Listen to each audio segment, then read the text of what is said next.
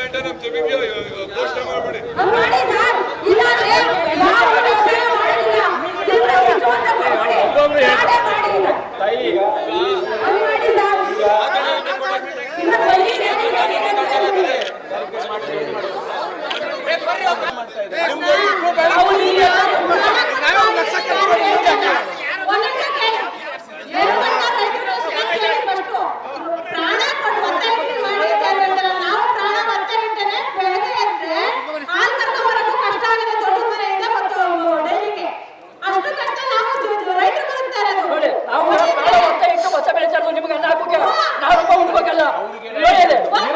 ಏನು ಮಾತಾಡ್ತಾರೆ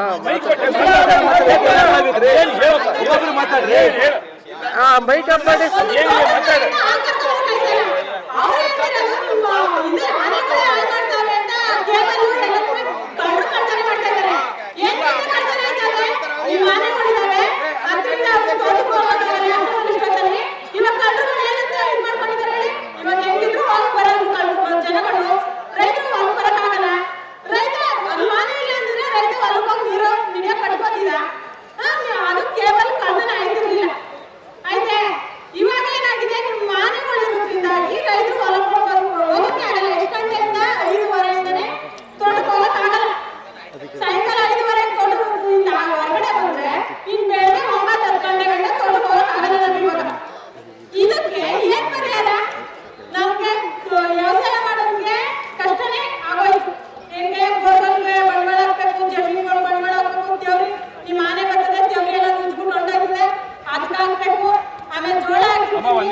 ಸಮಸ್ಯೆ ಗೊತ್ತಿದೆ ರೀ, ಈ DCF ರೇಂಜ್ ಅದು ಗೊತ್ತು ಸಮಸ್ಯೆ. ಆಯ್ತಮ್ಮ, ಪರ್ಟಿಕ್ಯುಲರ್ ಹೇಳಮ್ಮ, ಬಹಳ ಜನ ಏನಿದೆ ಹೇಳಮ್ಮ, ಏನಿದೆ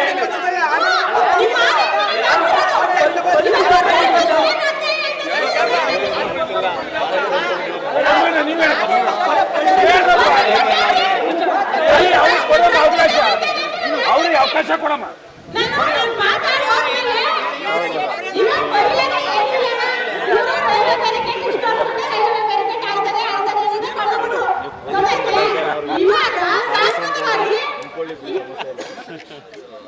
ಶಾಶ್ವತವಾಗಿ ಏನಾಗ್ತದೆ?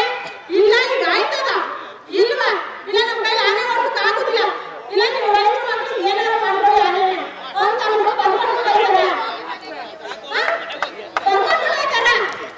ಆನೆ ಬಂದು ನೀವು ಬರಬಾರ್ದು ಅಂತ ಮಾತಾಡಿ.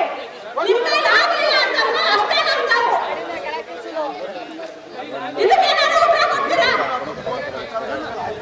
ಇಲ್ಲ ಬರ್ಕೊಳ್ಳಿ. ನೀವು ಇಷ್ಟು ಕರ್ಸಕ್ಕೆ ಆಗುದಿಲ್ಲ ಅಂತಂದ್ಮೇಲೆ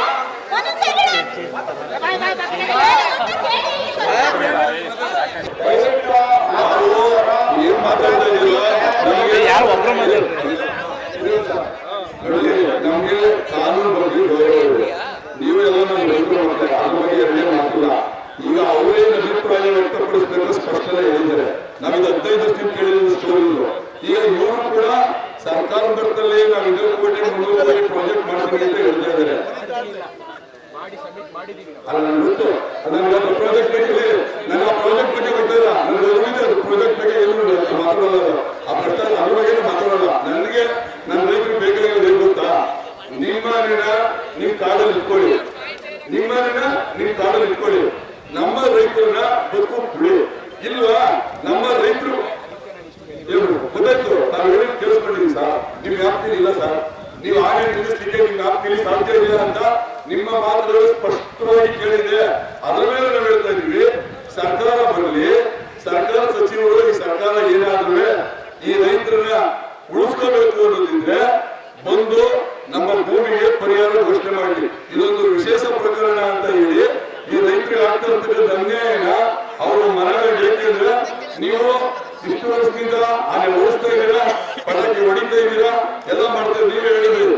ಇದಂಗೆ ಒಂದು ಅಣೆಕಟ್ಟು ಇದ್ದಂಗೆ, ಒಂದೊಂದು ಅಣೆಕಟ್ಟು ಹಾಕಿದ್ರೆ ಇನ್ನೊಂದು ಹೋಗ್ತಾ ಇದೆ, ತಾವೆಲ್ಲರೂ ಜೊತೆಗೆ ನಿಮ್ಮ ನಮ್ಮಲ್ಲಿ ಸಂಘರ್ಷ ಬೇಡಿ.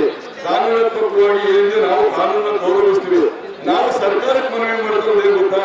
ನಿಮ್ಮ ವ್ಯಾಪ್ತಿ ಇಲ್ಲ, ನಿಮ್ಮ ಮುಖೇನ ಇದು ಮಾಡ್ತಾ ಇದೀವಿ.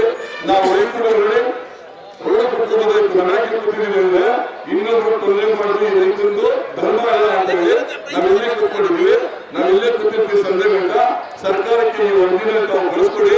ಸರ್ಕಾರದಿಂದ ಸಚಿವರು ಬರಲಿ.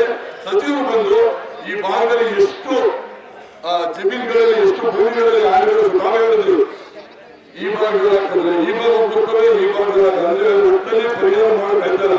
ಇಲ್ಲ ನಮ್ಮನ್ನೇ ಬೇರೆ ಕಡೆ ಎಲ್ಲ ಸ್ಥಳಾಂತರಗೊಳಿಸ್ಬಿಡಿ ಸರ್. ಹೇಳಿದ್ದೀರಾ ತಾವು ಸರ್, ನಿಮ್ಮ ಮಾತಿನ ಬಗ್ಗೆ ನಮಗೆ ಗೌರವ ಇದೆ. ಅದ್ರ ಬಗ್ಗೆ ನಮ್ಗೆ ಯಾವುದೇ ಆಕ್ಷೇಪಣೆ ಇಲ್ಲ. ನಿಮ್ಮ ಕೈಯಲ್ಲಿ ಇದು ಬಗೆಹರಿಸಕ್ಕೆ ಸಾಧ್ಯ ಆಗ್ತಾ ಇಲ್ಲ. ಸರ್ಕಾರದ ಪ್ರತಿನಿಧಿನ ಮಾನ್ಯ ಖಂಡ್ರೆ ಅವ್ರನ್ನ ಇಲ್ಲಿ ಕರೆಸಿ ನಮ್ಮ ರೈತರು ಅವ್ರು ಕೇಳ್ಕೊತೀವಿ. ನಾವೇನು ಯುದ್ಧ ಮಾಡಕ್ ಹೋಗೋಲ್ಲ, ನಾವೇನು ದೊಡ್ಡಕ್ಕೆ ಹೋಗೋಲ್ಲ, ನಾವು ರೈತರು. ಹಾಗಾಗಿ ದಯಮಾಡಿ ಎಷ್ಟು ಮಾತಾಡೋದಕ್ಕೆ ಎಲ್ಲಾ ರೈತರು ಹೇಳ್ತಾ ಇದ್ದೀರಿ. ಇದ್ರಲ್ಲಿ ಏನಾದ್ರು ತಮ್ಮದೇ ವಿಚಾರ ಇದ್ರೆ ತಾವೇನಾದ್ರು ಸಲಹೆ ಕೊಡೋದಿದ್ರೆ ಮಾತಾಡೋದಿದ್ರೆ ನಮ್ಗೆ ಎರಡೇ ಆಗ್ಬೇಕಾಗಿರೋದು. ಆನೆ ನಮ್ಮ ಜಮೀನಿಗೆ ಬರಬಾರ್ದು, ಇಲ್ಲಾಂದ್ರೆ ನಮ್ಮ ಭೂಮಿಗೆ ಪರಿಹಾರ ಘೋಷಣೆ ಮಾಡಬೇಕು. ಇಷ್ಟೇ ನಮ್ದು.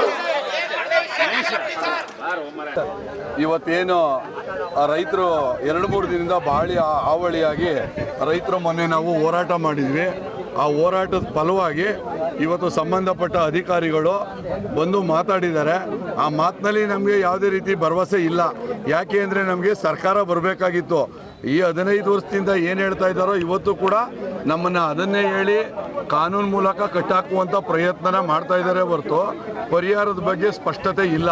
ಅವ್ರೇನು ಹೇಳ್ತಾ ಇದ್ದಾರೆ, ನಾವು 300 ಕೋಟಿ ಪ್ರಾಜೆಕ್ಟ್ ಬರಬೇಕು ಸರ್ಕಾರದಿಂದ, ಏನೇನೋ ಅವ್ರ ಮಾತುಗಳಲ್ಲಿ ನಮಗೆ ವಿಶ್ವಾಸ ಇಲ್ಲ. ಆದರೆ ನಮ್ಮದು 1-2 ಬೇಡಿಕೆಯನ್ನು ಇಟ್ಟಿದ್ದೀವಿ ಇವತ್ತು. ಏನು ಬೇಡಿಕೆ ಅಂತ ಹೇಳಿದ್ರೆ, ಏನು 25%, ಈಗ ನೋಡಿ 100 ರೂಪಾಯಿ ನಮ್ದು ಹಾಳಾದರೆ ಅರಣ್ಯ ಇಲಾಖೆ ಕೊಡ್ತಾ ಇರೋದು 25%. ಯಾವ ಕಾನೂನು ನಡಿಯಲ್ಲಿ ಇದಿದೆ? ಹಾಗಾಗಿ ನಮಗೆ 100% ಕೊಡಬೇಕು ಅನ್ನುವಂಥ ಒಂದು ಒತ್ತಾಯ ಮಾಡಿದ್ದೀವಿ. ಈ ತಾತ್ಕಾಲಿಕ ಪರಿಹಾರಗಳೇನಿದ್ದಾವೋ ನಮಗೆ ತಾತ್ಕಾಲಿಕ ಪರಿಹಾರಕ್ಕೆ ನಾವು ಇಲ್ಲ. ಖಂಡಿತವಾಗ್ಲೂ ಸರ್ಕಾರಕ್ಕೆ ನಾವಿಲ್ಲೇನು ಮಾತಾಡ್ತಾ ಇದ್ದೀವೋ ಈ ಮುಖಾಂತರ ತಾವು ತಿಳಿಸಿ, ನಮಗೆ ನಮ್ಮ ರೈತರ ಜಮೀನಿಗೆ ಆನೆಗಳನ್ನ ನೀವು ಬರೋದು ತಡೆಯುವವರೆಗೆ ಏನಿದೆಯೋ ಎಕರೆಗೆ 50,000ದಂತೆ ಘೋಷಣೆ ಮಾಡಿ ಅನ್ನೋದು ನಮ್ಮದು ಅವ್ರಿಗೆ ಮನವಿಯನ್ನು ಸಲ್ಲಿಸಿದ್ದೇವೆ. ಈ ಮನವಿಯೆಲ್ಲ ನಾವು ಸರ್ಕಾರಕ್ಕೆ ಸಲ್ಲಿಸ್ತೀವಿ ಮತ್ತು ನಿಮ್ಮ ಪರಿಹಾರನ ಆದಷ್ಟು ಬೇಗ ಬಿಡುಗಡೆ ಮಾಡ್ತೀವಿ ಅಂತಲೂ ಕೂಡ ನಮಗೆ ಆಶ್ವಾಸನೆಯನ್ನು ಕೊಟ್ಟಿದ್ದಾರೆ. ಹಾಗಾಗಿ ನಾವು ಅವರ ಆಶ್ವಾಸನೆ ಮೇಲೆ ನಾವೆಲ್ಲ ವಿಶ್ವಾಸದಲ್ಲಿ ನಡೆಯುವಂಥ ರೈತರು ನಾವು ಅವ್ರ ಮನವಿಗೆ ಸ್ಪಂದಿಸಿದ್ದೀವಿ. ಇವತ್ತಿನಿಂದ ಆನೆಯನ್ನು ಕಾರ್ಯಾಚರಣೆ ಮಾಡಿ ನಮ್ಮ ಬೆಳೆಗಳಿಗೆ ಬರದಂತೆ ನಾವು ತಡೆಯುವಂಥ ಪ್ರಾಮಾಣಿಕ ಕೆಲಸ ಮಾಡ್ತೀನಿ ಅಂತ ನಮಗೆ ವಿಶ್ವಾಸವನ್ನು ಕೊಟ್ಟಿದ್ದಾರೆ. ಆ ವಿಶ್ವಾಸದಡಿಯಲ್ಲಿ ನಾವೆಲ್ಲ ರೈತರ ಸಂಘದ ಮುಖಂಡರುಗಳು ಇವತ್ತೇನು ಈ ಹೋರಾಟಕ್ಕೆ ಎಲ್ಲರೂ ಕೂಡ ಮಾಧ್ಯಮದ ಮಿತ್ರರು ಸೇರಿದಂತೆ ನಮಗೇನು ಇವತ್ತು ಹೋರಾಟಕ್ಕೆ ಸಹಕಾರ ಕೊಟ್ಟಿದ್ರು ಅವ್ರಿಗೆ ನಾವು ಮನವಿ ಮಾಡ್ತಾ ಇದ್ದೇವೆ. ನಮಗೆ 2 ದಿನದಲ್ಲಿ ಈ ವಿಷಯನ ಬಗೆಹರಿಸ್ಕೊಡ್ಬೇಕು. ಶಾಶ್ವತವಾಗಿ ಆನೆಗಳು ತಡೆಗಟ್ಟುವಂಥ ಕೆಲಸ ಮಾಡಬೇಕು. ಮಾಡಲಿಲ್ಲ ಅಂತ ಹೇಳಿದ್ರೆ ನಾವು ಸ್ಪಷ್ಟವಾಗಿ ಸರ್ಕಾರಕ್ಕೆ ತಿಳಿಸ್ತಾ ಇದ್ದೀವಿ, ಉಗ್ರವಾದಂಥ ಹೋರಾಟ ಮಾಡಬೇಕಾಗುತ್ತೆ. ಹಿಂದೆಂದೂ ಕೇಳರಿಯದಂಥ ರೀತಿಯಲ್ಲಿ ನಾವು ರೋಡ್ಗಿಳಿತೀವಿ ಮತ್ತು ವಿಧಾನಸೌಧವನ್ನು ಮುತ್ತಿಗೆ ಹಾಕುವ ಕೆಲಸ ಮಾಡ್ತೀವಿ ಅಂತೇಳಿ ಇವತ್ತು ತೀರ್ಮಾನ ಮಾಡಿದ್ದೀವಿ.